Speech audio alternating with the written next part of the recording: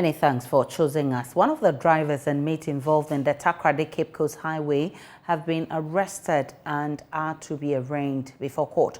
14 persons were burnt to death in the accident which happened at Asamase number 1 in the Western region on Tuesday around 2 p.m. The accident involved a tipper truck and a Ford bus with registration number GW56282-2021, which had on board some Ghanaians and Chinese nationals traveling from Takwa. Bodies of the deceased are yet to be identified. Central Regional Correspondent Richard Kwejanyako has the latest update. The police released a statement indicating what they have done, the arrest they have done, and then where they have also conveyed the bodies to. So they indicated that the accident happened around 1:45 p.m., where a driver who is 40 years was in charge of a tipper truck with registration number that is yet to be known because the vehicle has been bent beyond recognition with his mate on board, with quantities of stones from Saw Pond towards Takoradi direction. And so the police indicate that on reaching a spot of the road at Commander Sefia along the Cape Coast Takoradi Highway, the driver allegedly burst the front tire, and in the process, he veered into the opposite lane and eventually collided with an oncoming Ford bus with registration number JW6628. So 21 being driven by a suspect driver said Tete, and he is also 35 years with 13 passengers, including one foreigner on board traveling from Takoradi to Accra. The accident vehicle got ablaze and bent all the occupants of the Ford bus beyond recognition. The driver and the mates, we are told, sustained some injuries and were rushed to the Cape Coast Teaching Hospital for treatment. The bodies of the 13 people have also been sent to the Cape Coast Teaching Hospital mortuary for preservation, identification, and autopsy. So the police are indicating that efforts are being made to tow the accident vehicles to safety, and they are still investigating, so they will be communicating further development. We'll be going to the MTTD for some latest updates on this incident shortly in this bulletin. But right now, let's get to other stories, because in Laura, there's been academic work that is yet to return to normalcy at the Laura Senior High School in the Upper West region, days after a severe rainstorm ripped off the roof of some dormitories and classrooms. Although there's been an initial assessment by authorities, the school is yet to see any concrete intervention to deal with the devastation. Headmaster of Laura Senior High School, Seidu Tungbani, has joined us via phone for more. I'm grateful for your time, sir. Thank you, madam. So what is the situation in the school right now? Have you had some reliefs yet? We haven't had any relief yet, but the teaching and learning have returned to normalcy because we were able to relocate the displaced students to some other rooms that we initially earmarked for the incoming Form 1s. But yesterday they had to do cleaning because of the distraction, but today classes have resumed. But talking about support, we haven't really received any support as of now. Though the authorities responded, but they came to take first-hand information on the disaster. NADMO came, the Regional Director of Education came, the MCE came. The reports are yet to be sent to Accra for an assessment to be done. The level of distraction is so high that I think that National will have to come in. And if they will have to come in, they will have to come and do an assessment before probably the contract will be awarded for a contractor to work on the re-roofing. What's the explanation coming from authorities? I mean, those who are supposed to bring in the relief items, including NADMO? Well, the NADMO regional director was here yesterday. They said what they told school authorities was that they will look into it. They haven't told us anything concrete yet. All right, but academic work has returned to normalcy as we speak. Hello, Mr. Tungbani. Yeah, hello. Yes, so I'm saying that academic work has returned to normalcy. Yes, madam. Yeah. All right. Academic work has returned to normalcy. And those students who were hospitalized have also been discharged. They are in classes now. All right, I'm grateful for your time. That's the headmaster of the Laura Senior High School, who says that they've not received relief items yet, but academic work has returned. We'll be monitoring this and we'll still bring you updates from in our subsequent bulletins. Now, mango farmers in the Yilo-Krobo municipality have started selling off their farms following the invasion of a disease that is ravaging large tracts of farmlands there. Known as bacteria black spots, the bacteria attacks leaves, twigs, as well as the mango fruits. The farmers say they have no option but to sell their farmlands because of the high cost associated with maintaining the farms in the wake of the disease. JoyNews' Samuel Kojo has the rest of the story.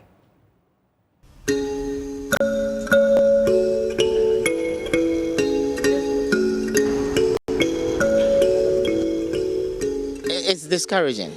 To be frank, it's discouraging because you invest a lot, you invest so much, and then at the end of the season, when you are ready to harvest, you see BBS destroying your fruits. And most of the farmers have started selling their farms because of this particular BBS issue.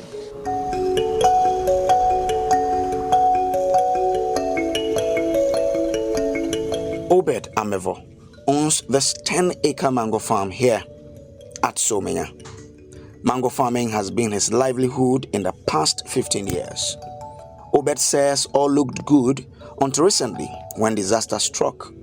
A disease called the bacterial black spot, popularly known as BBS, attacked farms in Yilo-Krobo and its environs, and his was not spared. Last year alone, he lost more than half of his investment to this disease. This BBS issue has been a problem for all the farmers, all mango farmers for the past years. And surprisingly, we've been making all the noise, but for instance, last season I was supposed to harvest for HPW after farm assessment. When they did the farm assessment, I was hitting almost 36 tons. I was only able to harvest I got just about 11 tons. What? Yes. And they can testify to that, HPW can testify to that. The association also did this assessment, and that is what is happening. Even if you can look on the ground now, you see, this is as a result of last season. And nobody knows what will happen this season because the rains have not started yet. But once the rain starts, nobody knows what will happen. It's really bad. It's really making us lose a lot. That is the truth. Preferably when you come and then you scout for the mangoes.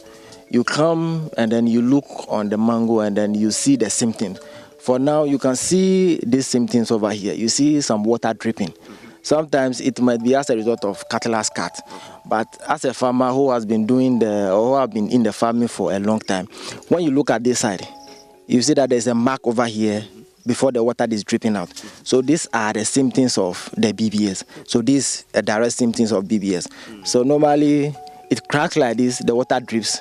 And then when it rains, with humid conditions, then they begin to multiply. You see this as one. The next 2 days or 3 days when you come, you see another mark here, you see another mark here, and then you can identify that, yeah, this is indeed BBS. The biggest challenge is funds. You see, we need funds and we need research, proper research to be done. Currently, this one, the coming class, when they bring it, we are doing it. You see somebody's doing somewhere, someone is doing this one somewhere. But we need the government to get involved. There is that Greek institutions to get involved. The universities should get involved because that is the only way we can solve it. Because it's the whole Ghana, not only it's the whole Ghana. The whole mango industry is on its nails. And if we don't solve it, the system will collapse. We will lose our investment, and to be honest, a lot of people will be unemployed. So why don't we invest into it? You understand? Yes. So that's the biggest thing is funds, and then the research works. Samuel Kojo is the one who put together this story. He joins me via Zoom for more. Samuel, how dire is this situation in the Yilo-Krobo municipality? Asha, it's very dire.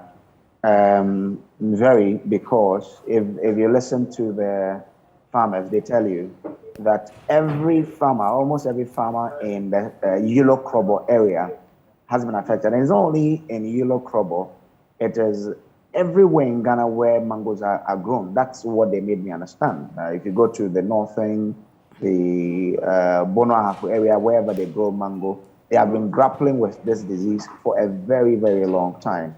And if you had the young man there, Obed, someone who was expecting 35 tons of produce, ending up in getting 11 tons, it tells you that he lost about 25 tons of produce. And that tells you the magnitude of the loss that he had last year as a result of this disease. And they tell me that some farmers have already sold off their lands and others are in the process of selling because of this disease. So it tells that if nothing is done, we may lose more mango farms than we can imagine.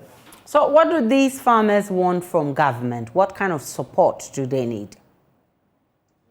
They are looking for a lasting solution, and that will come from research. So they're asking government to put in the money to have this research done that could unearth what is supposed to be done to solve this bacterial black spot for them, because they have what they do now is to manage the spread and to manage how it affects their farms. But they say that it comes with a high cost of maintaining the farm, and that's why a lot of people are selling. And so they need a solution that will deal with it once and for all, so they can have that peace of mind to go about their farming business. Now, I even spoke to the MC of the area, who tells me that they have about 50 acres of that mango farm, but because of the disease, the person who's running it on behalf of them has told them that he wants to, hand it back to the assembly because the cost of maintaining the farm is becoming higher. So it's something that the government needs to move in urgently to solve it. Else, we won't be telling ourselves some good news from this time on. So all this while they've been having this challenge, I mean, the MCE hasn't done anything about it. I mean, there hasn't been any support at all. Is that what the situation is? Well, the MC of the area, Eric Tete, told me that he just assumed the position 5 months ago. And he has met the university in that area to discuss how they can help the mango farmers. Because like I said earlier, the assembly itself has a mango farm, 50 acres. And they're also grappling with this particular infestation. So he has met the university to see what they can do. He says that the tree crop development authority have also assured him that they are doing something about it. But as to how urgent or how fast this help from government can come in, they cannot tell now. But the MC was hopeful that the government will come in any moment from now. But the farmers say they don't know how soon this will be. You expect the MC to say the government will come in any moment from now, but the real farmers who are on the farms there are telling you that they don't know when, because they've gone to the Minister of Agriculture. They know that the government is aware, but nothing concrete is being done as of now. So, of course, this looks like their main source of livelihood. How are they surviving with this? Like you listen to Obed, he says that as business people, they are only hoping for a brighter day. We spoke to some mango sellers who said that they are really feeling the heat of this infestation, because now if they invest about 5,000 in buying mango, they only end up getting around 1,000, 1,500 because of the mangoes that will go bad. So it's like they are hanging in to see what is in stock for them.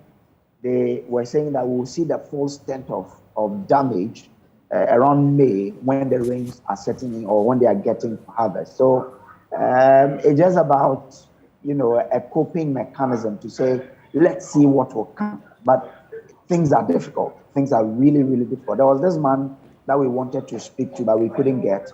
He has about 30 acres, but they say he only get 9 crates of mango in the last season. It tells you that people are losing a lot of investment, but the only thing they can do is to hope for a brighter day.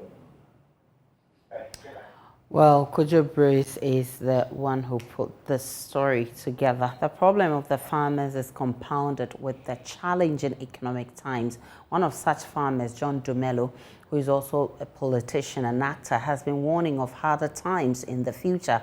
He spoke on the AM show hosted by Benjamin Akakpo. Fertilizer, the 50 kg, we used to buy, 250, 260, almost 300. But now it's 450 Ghana. That is even if you would get some to buy in the north. And, so basically it's almost doubled. And the tractor services that we use Those days, they would take 60, 70 cedis to plow an acre. But now, you will even be lucky to get 150, somebody willing to plow your acre for 150 cedis. And so the price of cultivation has gone up. And maybe for some of us, yes, we can absorb some of the shocks. But the question is, do we pass the price increase to our consumers? Because now, now you're producing a bag. For instance, ginger. I mean, now a bag of ginger is about, let's say 330, 340 Ghana. Okay, fine. I mean, it's gone up. We know that probably in the next few weeks, it'll still go up. Do I now transfer the cost of it, the rising cost of it, to the consumer? So now, when my clients call me for bags of ginger and I say, oh, right now ginger is 350 Ghana. Hey, John, it's expensive. I'm like, it is not my fault, because all the sectors in the value chain, the cost of production has gone up. Those who transport it for you, at least from the farm to maybe where you store it, they've increased their prices. Even those who transport it from the farm to Accra, they've increased their prices. I mean, and so things are tough, but I'm looking at the brighter side. The brighter side is people still need to eat, people still need to be fed, and we are still going to keep on pushing so that we make sure that, we ensure, so that we ensure that everything goes on well in this country. I mean, we're not going to be deterred. We're just still going to keep on pushing so that everybody will have food on their tables at the end of the day. We can now speak with a plant pest and disease control expert here, our Senso Mensah, for more. Good morning, sir. I'm grateful for your time. So for these people who are having to deal with the bacteria black spot, for instance, what alternatives are there for them to resolve the issue? To be frank, it's discouraging.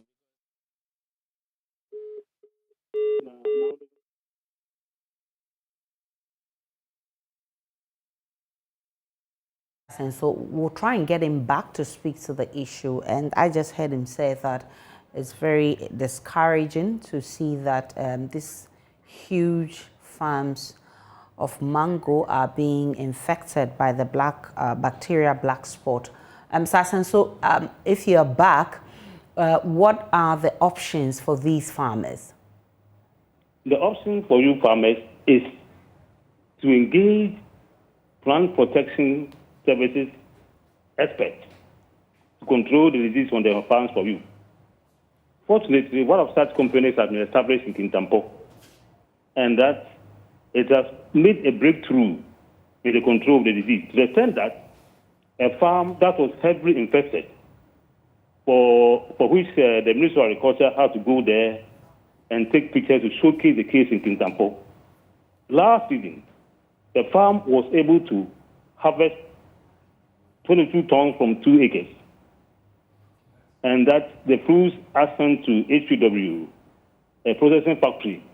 The test they did on it indicated that now the farm had 0% BBS infestation.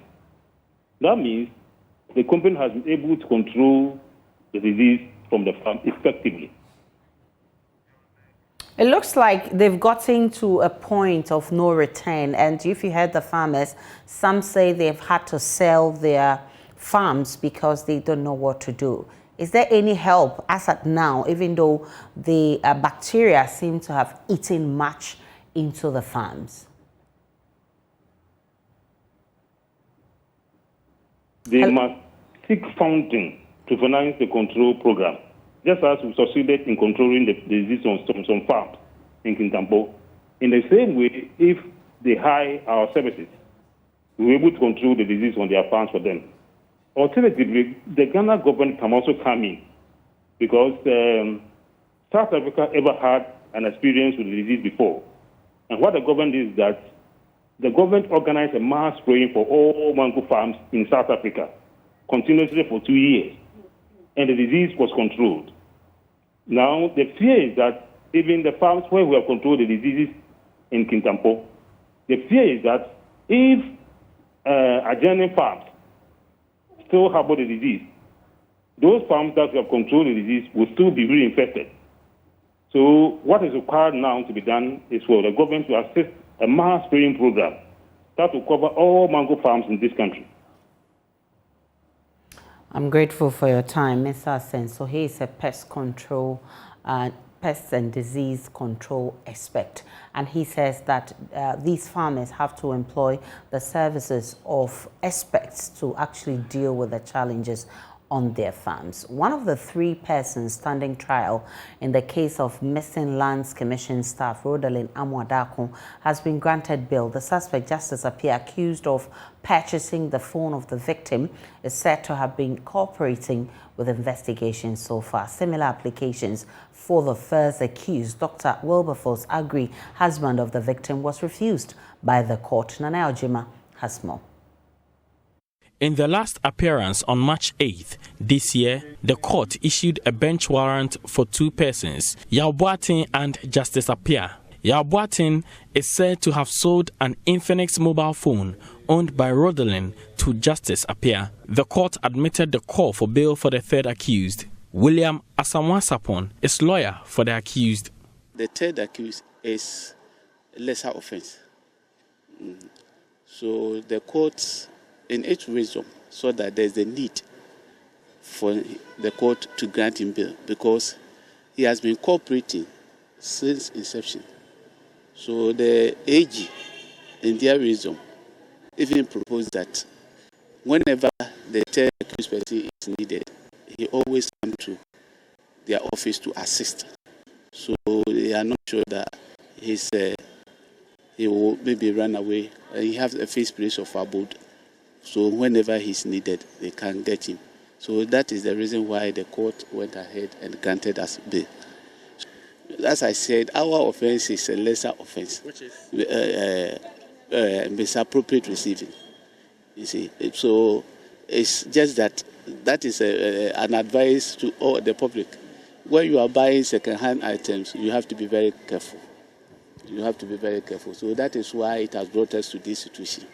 So the court saw that it can happen to anybody if we do not take good care of whatever we buy. So it can happen to anybody. For the 4th time, the Kumasi High Court 3 refused bail to the first accused person since the case management conference is yet to be done. The presiding judge has since called for witness statements to be filed for a speedy trial. The case was adjourned to April 5th, 2022. Rodelin Amwadako, a 32-year-old mother of 2 and a senior lands administrative officer, has been missing since August 30, 2021. Her husband, Dr. Wilberforce Agri, has been on provisional charge of kidnapping but was rearrested to face fresh charges of kidnapping and deceit of a public officer. For JoyNews, Nana Ojima reporting. Let's stay with the courts because the Circuit Court in Cape Coast has sentenced Samuel Mensah, a 32-year-old man who stole a metal slab on the valve chambers belonging to the Ghana Water Company. The court convicted him for stealing and sentenced him to 18 months in prison. Speaking after the ruling of the court, communications manager of the Ghana Water Company for the Western and Central regions, Nana Oberima Bani, called on residents where the installations are to help protect such installations to avert challenges with water supply. Richard Kwejanyako has more. On the 6th of March 2022, Samuel Mensah stole a metal slab covering one of Ghana Water Company's valve chambers at Ankafo in the Central region. He was arrested, sent to cells, released later but failed to appear before the court. The one who stood surety for him was asked to provide him, and he did provide the accused. On the 8th of March, he was put before the Circuit Court and was sentenced to 18 months in prison. Communications manager of the Water Company for the Western and Central regions, Nana Oberima Bani, is appealing to residents to help protect such installations to avert challenges with the supply of water. The valves enable us to stop water from flowing through the pipe network. For example, there is a burst, and the burst requires that we stop water from flowing through that pipeline. So it is the valve that we operate with throttle so that it will stop the water from flowing through a particular pipeline so the burst can be fixed. So if it happens that the valve is not working, why? Because it's been buried somebody, a thief, decided that he would steal the metal slab, and people threw, debris, and the valve is covered, and we are unable to access the valve. It means that work would delay. He further explained the danger it poses to motorists and users of the road where the metal slabs have been stolen. You expose the road users to danger. A child can fall into the pit. A car may even fall into it to cause accident. Somebody may be injured or die or something of the sort. So this is something that we will plead with the public to protect for us. It is an installation of the company, and by extension, the installation of the government. The company is for the government of Ghana. So as you tamper or do something against the company's installations, you are doing something against yourself as a member of this country called Ghana. Reporting for Joy News, Richard Kwejonya-Akon, Cape Coast. The emergence of COVID-19 saw many activities conducted online. Pupils who hitherto would have stayed for a few hours online, browsing and playing their favorite games, now have the option of staying online for long, even when schoolwork was over. According to the National Cybersecurity Authority, this prolonged hours online heightened the children's exposure to online dangers. There's more in this report. According to the Cybersecurity Authority, lack of monitoring and exuberance of children to explore the internet exposed them to the threats, making some of them vulnerable. Team lead Alex Opon says if this is not checked, the children will fall prey to cyber bullies and other cyber crimes which can endanger their lives. The last couple of years we've been battling with the COVID pandemic. And that meant that a lot of people had to stay at home and use in the internet technology for e-learning. And besides that, it meant that the children in question, the children that have been using these technologies, have also become very, very savvy in using it for other things like communication, like gaming.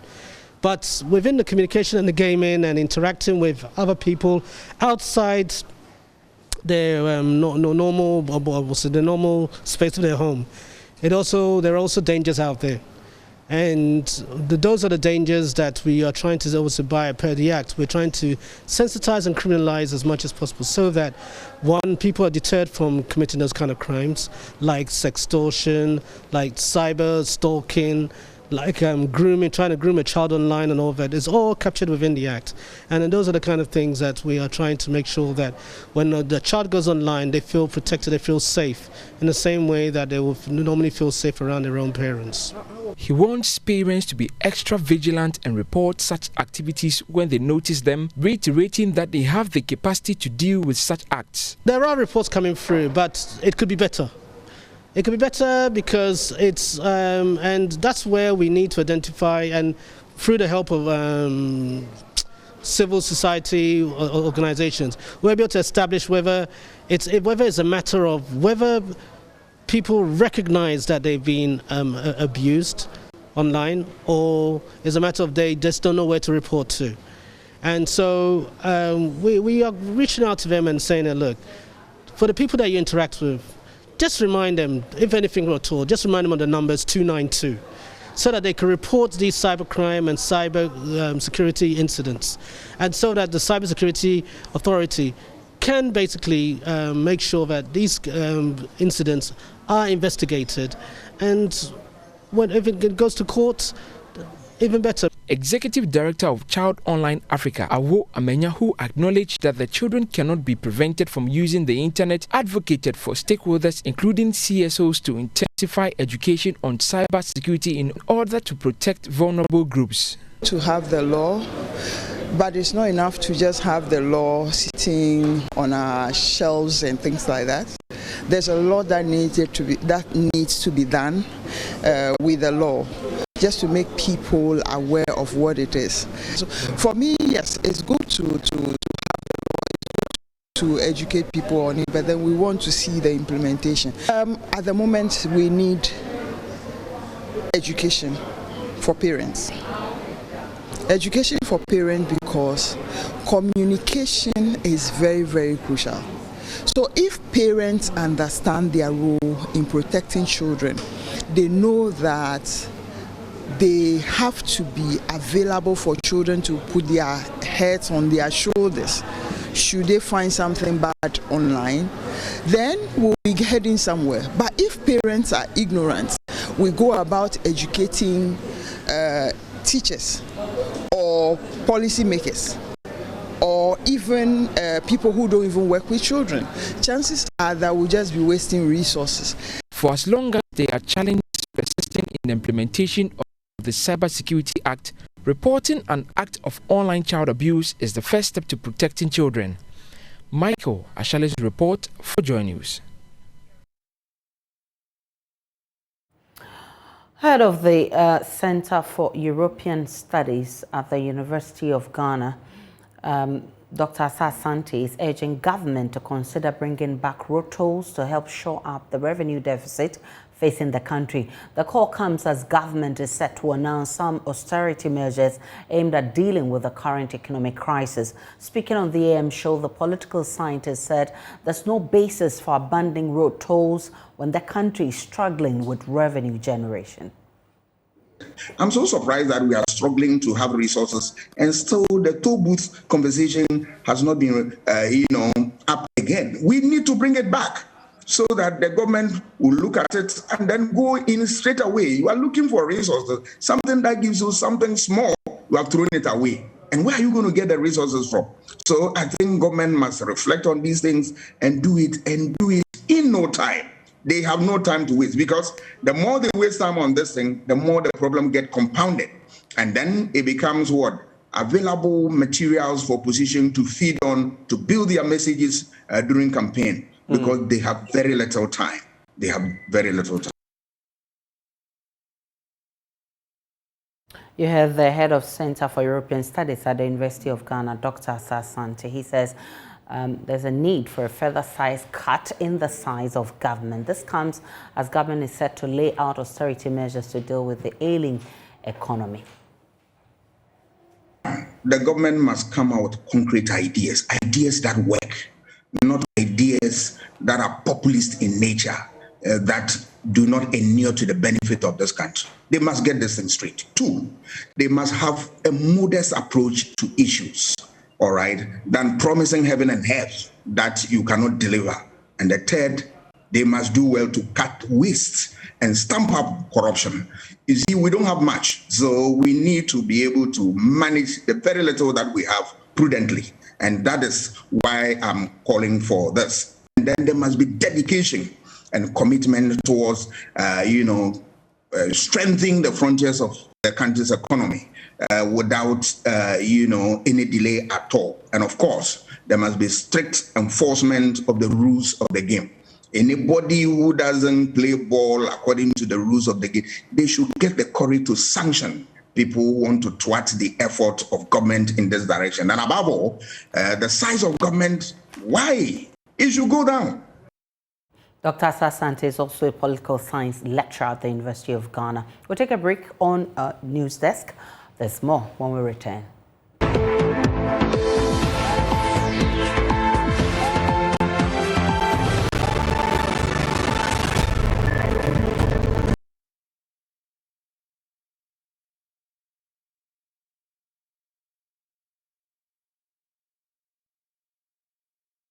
Welcome back to JoyNews Desk. To the rest of our stories. The Ghana National Fire Service has announced that a forensic lab that is under construction is almost completed as its headquarters. According to the service, this will aid investigation to unravel causes of fires and also help outline measures to prevent unwarranted fire outbreaks. The Deputy Chief Fire Officer, Tony Gomez, announced this at the end of year party of the Volta Regional Fire Service held in Ho. The end-of-year party, which was attended by personnel from across the Volta region, was themed Wusugu, literally meaning shake the stress off. The Volta Regional Fire Service Commander, Assistant Fire Officer 1, Amaibo Ayim, outlined policies being adopted to ensure fire safety in his jurisdiction. The command has noted that some gas filling stations are not engaging the presence of fire officers during the discharge of gas. We want to caution all gas fire stations and their operators to ensure that fire service are present to ensure fire safety. whenever they are discharging gas, and be discharged in the night. It should be discharged between the hours of 6 a.m. and 5 p.m. Any gas filling station seen violating this basic rule will be dealt with. We intend to launch a program in partnership with the district assemblies to entreat every household to have at least one fire extinguisher and one fire detector. This will help reduce domestic fires, because if you look on our data, domestic fires continue to dominate the number of incidents we attend every year. Let me use this opportunity to inform you that the command responded to 287 incidents last year. The Deputy Chief Fire Officer, Tony Gomez, who delivered a speech on behalf of the Chief Fire Officer, highlighted some new developments in the service. May I also indicate that the Chief Officer wants you to be aware of a forensic laboratory building that has almost been completed at the national headquarters to aid us in scientific fire investigations. You know, normally we go to courts and we are not able to defend whatever happened at the fire scene because it's not based on any scientific evidence. So with this forensic lab, it's going to depend on the science. Management is also proposing to establish a search and rescue diving unit. This one that takes subsurface water rescue activities. You know, at times we do have problems when it comes to rescue of people trapped in the marine areas. We do have the marine police. Fire service is coming out with something that would, I think, even overtake the marine police. Fred Kwame Asari, Joy News. Oh. We take a break on Joy News Desk. When we return, we'll bring you the very latest from the world of business.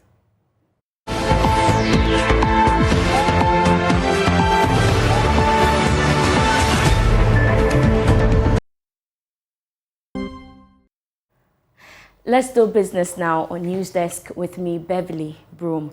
The Embassy of Israel has commissioned an irrigation demonstration field as it seeks to support food security in Ghana. The field, which is one of a kind, will be sited in other locations across the country to provide precise irrigation solutions. There's more in this report. Speaking to Joy Business at the event, the Israeli ambassador to Ghana, Shlomit Sufa, noted that the introduction of technology to the agricultural sector is the embassy's contribution towards addressing the issues of food security in the country. I believe that a new technology is always required because you can always do better. And when you have not just Ghana, but many places in the world face the daunting question of food security, it is up to us to do as much as we can to introduce these new technologies by Israeli companies that have the know-how, that have the capacity and the skills to come to contribute to Ghana's economy and to improve the crops here. The Chief Executive Officer of VIPIT Africa, Jacques Blimbaum, is confident this new technology, if adopted, will bring an end to seasonal harvesting as farmers will have an all-year-round production of food. NDRIP allows you to choose the crop you want to do at the time when it's most valuable and to bring it to market at the time it's most valuable. And that's really, I can't stress strongly enough, okay? Because the rain, the farmer who's dependent on rain, they all bring their crops to market at the same time. And so you'll see a price high off season and a price low when everybody's coming in crops. We want to take the farmer out of that. We want to level that out, okay, on a higher level. So for the farmer that has NDRIP, he's going to bring his crops to the market when it's going to have the highest value. If the economy has to import less food from outside Ghana, whether it's Burkina Faso or from China or wherever the rice is coming from or the vegetables are coming from, that's good for Ghana. Okay, it's good for the currency. It's good for the employment. Okay, and it's good for the happiness and the well-being of the population. AMG and NDRIP seek to use the irrigation demonstration site to exhibit the growing of seeds and fertilizer application to support farming in the country. The Minister of Food and Agriculture, Dr. Owusu Akoto, has charged the governing body of the Grains and Legumes Development Board to revive the authority to achieve its mandate of increasing seed production. Speaking at the inauguration of the board, Dr. Akoto called for improvement in the grains and legumes sector after 15 years of redundancy. The mission of the Grains and Legumes Development Board is to produce and distribute good quality seeds of cereals, legumes and vegetables, as well as planting materials of cassava, plantain, yam, amongst others. Inaugurating the new board, the Agric Minister charged the members to revive the authority to live up to its mandate. Falling into inactivity for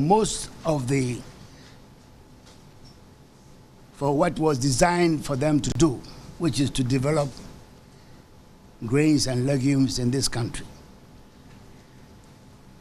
What has been left for the last 15 or so years has been a ramp of the activities specified under the Act, basically to do with seed production. And in terms of their presence around the country, we know that it's been reduced to a few rooms in a building in Kumasi, opposite Cadbury Hall, which is not a very good story to tell.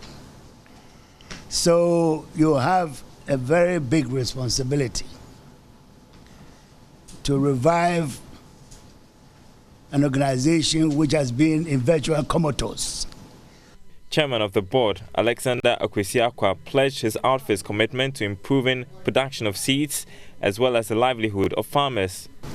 My team will work assiduously to come out with policies and programs that will augment the Ministry of Food and Agriculture's agenda to promote agriculture. This will ensure sustainable food production and food security in the country. Seed, which is the basic unit of plant propagation and very critical to crop production, will be made available to farmers at all times in order to increase their household incomes and reduce poverty. The board will ensure continuous support for the government flagship program, Planting for Food and Jobs initiative, with the provision of quality foundation seeds of the major staple crops to farmers. Also, the board will support the commodity value chain development process as envisioned by the Honorable Minister for Food and Agriculture. Thank you for your company. Up next is sports. We're not going to play drawing Ghana, honestly. To beat the shit out of them. These guys should just go out. There's insurance for their legs now. There's insurance there, there's insurance here. I mean, NFF. Where's NFF? We're not going to play drawing Ghana, honestly. To beat the shit out of them. These guys should just go out. There's insurance for their legs now. There's insurance there, there's insurance here. I mean, NFF. Where's NFF? It's time now for sports. Muftal Nabila is here. Did he just say that, the Nigerian sports minister? I think the game is not going to be on the field. Because earlier, the GFA president, Keto Kreko, had also said that Nigeria are Ghana's little boys who are pretending to be the big boys. And now the sports minister of Nigeria says they're here to beat the what head of... Hey, really? I don't even feel comfortable mentioning it on television. I can't believe it. Wow. They're here to do what? That's great. You want me to mention that? I think some of these things, the off-field conversations create the atmosphere around the match, which is a plus for it. It is a contest that goes beyond the football itself. Yep. We always fight for who has got the best jollof. Definitely. So who has got the Ghana and Nigeria jollof contest. Okay. Maybe have you tasted the Nigeria jollof before? Yes, I have. Ghana is still on top. Okay. No two. The last time I tried the Nigeria one, their rice were big. It does show that, I mean, when it comes to football, Yes. So in terms of football, the numbers speak in favor of Ghana, right? Though Nigeria have been to the World Cup 6 times, 3 times more than Ghana. When we come to the trophy cabinet, Ghana has won more than Nigeria. So Ghana definitely have an upper hand when it comes to over Nigeria when it comes to the trophies. However, in terms of competing at the highest level, Nigerians have always done it. They are seeking to qualify to the World Cup for the 7th time. They've already done so 6 times. And this is an opportunity for them to make it. Ghana is seeking to do it for the 4th time. Ghana have not had the best of build-ups, considering the fact that the players started arriving on Monday. They got to Kumasi on Tuesday, had their first training session. 26 players were in camp for the training session. Jordan Ayew is the exception, who is likely to join later today because we understand that on Monday he tested negative for COVID, so he cannot join the team and start preparations for the game. The Nigerians have had arguably one of the best preparations I've seen in recent times. They've been very committed. There have been promises from the billionaires in the country, left, right, and center. We saw that at the African Cup of Nations, but it never worked out because they kept giving them so many promises. If you win, we'll give you 1 million naira, 10 million naira, 50 million naira. We can't do that. I mean, are we doing that to our... Do we have the money? We are broke, actually. And let me just mention one thing. Can you imagine government is playing this match on credit? Oh my goodness.